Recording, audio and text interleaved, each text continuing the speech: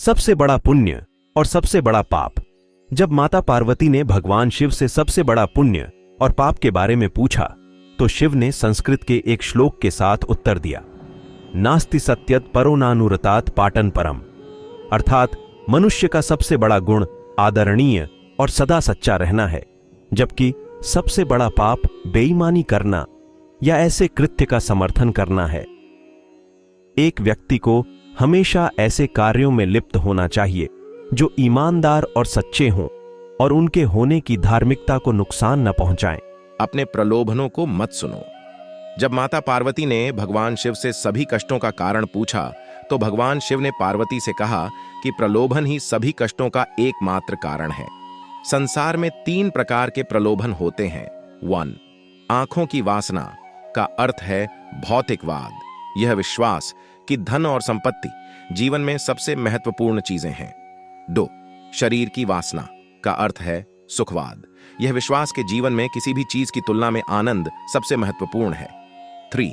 जीवन का गौरव का अर्थ है अहंकार। अपने बारे में बहुत अधिक सोचना, यह सोचना कि आप किसी और से बेहतर या अधिक महत्वपूर्ण हैं। मनुष्य को एक के बाद एक चीजों के लिए दौड़ने के बजाय कर्म और शरीर के बंधन से मुक्ति पाने के लिए ध्यान और तपस्या का अभ्यास करना चाहिए। शक्ति ही सफलता में बाधक है। जब माता पार्वती ने भगवान शिव से पूछा कि मनुष्य अपने कार्यों में असफल क्यों होता है, तो भगवान शिव ने बताया कि आसक्ति ही सभी समस्याओं का मूल कारण है। आसक्ति और प्रेम ठहराव की ओर ले जाता है और सफलता में बाधा डालता है।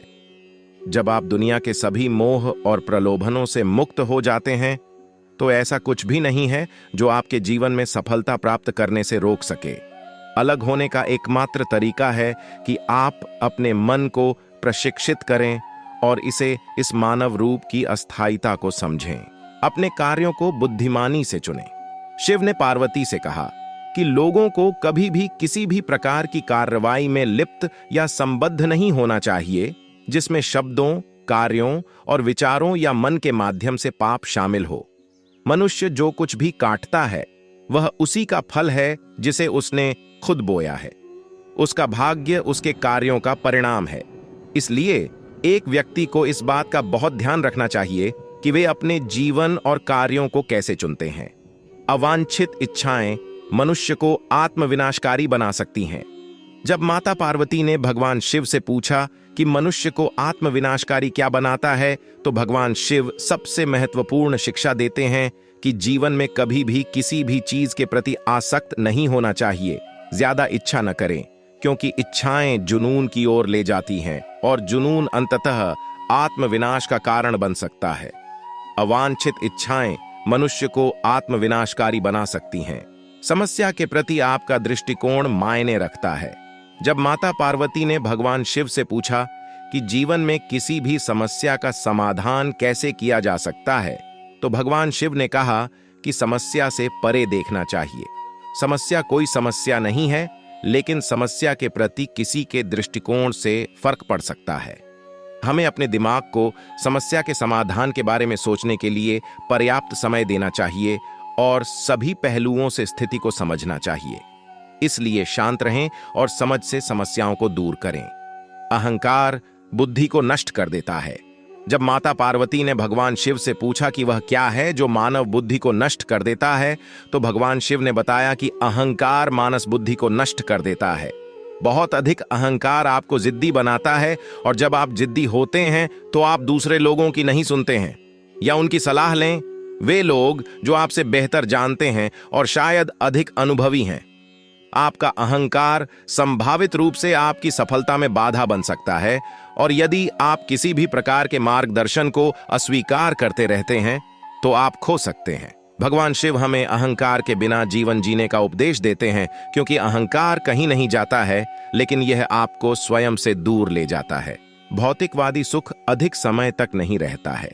जब माता पार्वती ने भगवान शिव से पूछा कि वास्तविक सुख क्या है और किस प्रकार का सुख अधिक समय तक रहता है और क्या नहीं, तो भगवान शिव ने बताया कि खुशी से जीना इस बात पर निर्भर करता है कि हम अपने आंतरिक जीवन में कैसे हैं। हमारे विचार, भावनाएं, विश्वास और इच्छाएं। आध्यात्मिक आयाम होने का अर्थ है आंतरिक शांति की अनुभूति, मन की शांति और हृदय में शांति दोनों। उन्होंने कहा कि भौतिक सुख अल्पकालिक है। यदि आप भौतिकवादी नहीं हैं तो आप जीवन में कुछ भी नहीं खो रहे हैं। भगवान शिव के शरीर पर लगी राख इस बात का प्रतीक है कि जीवन में सब कुछ अस्थायी है। शुभ कार्य ही जिसका शिरोधार्य है और धर्म जिसका रक्षक है, ऐसे ही कैलाशनाथ हम आपके भक्त हैं। फकत दुआओं के मोहताज नहीं मेरे महादेव, जो मैंने मांगा भी नहीं उससे भी ज्यादा मेरे भोलेनाथ ने मुझे दिया है। सौंप दिया खुद को आपकी चरणों में। बाबा, अब आप ही मेरे दुखों का निदान कीजिए। हे भोलेनाथ, ना चाहिए दौलत ना चाहिए, हीरा मन में बसे रहे, महाकाल और जीवन रहे मेरा सदा फकीरा। अस्त्र जिनका त्रिशूल है डमरू, इनको प्रिय है निवास, जहां करते हैं कैलाश पर्वत इनको प्रिय है।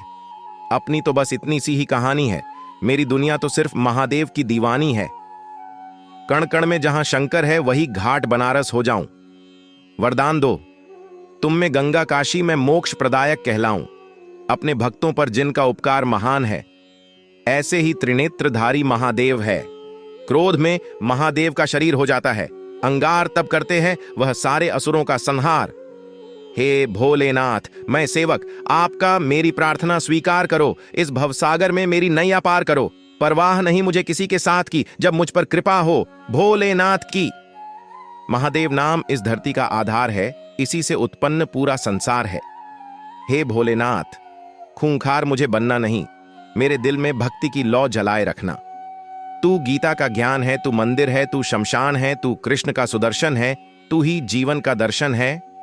भक्त हूं भोलेनाथ का,